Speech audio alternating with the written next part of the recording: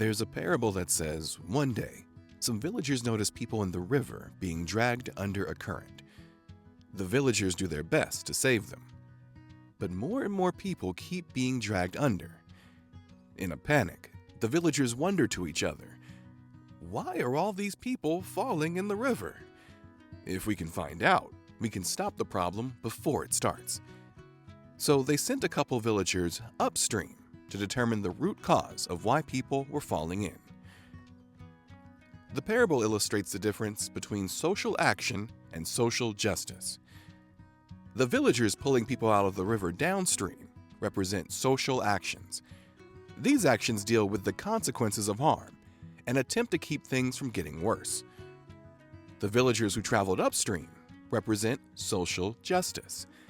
These actions prevent harm and usually focus on whole populations and systems. At OAR, we do work both upstream and downstream. Research shows that the upstream issue is racism, particularly anti-Black and anti-brownness. Black, Indigenous, Latin, Latinx, Asian, and multicultural people are disproportionately represented in the river of the criminal legal system. Our upstream efforts are focused on dismantling racism in all systems and ourselves, and seeking racial justice and liberation for all.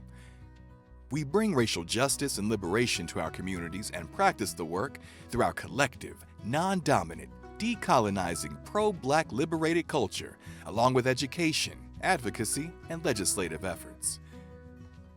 OAR's downstream efforts are focused on individuals of all genders impacted by the criminal legal system. We work with people returning from incarceration and their families pre- and post-release, and provide alternative sentencing options, including community service and diversion programs, so people can avoid the trauma of incarceration and instead help the community thrive. Now you can join us in making our community a place where everyone can be free and thrive.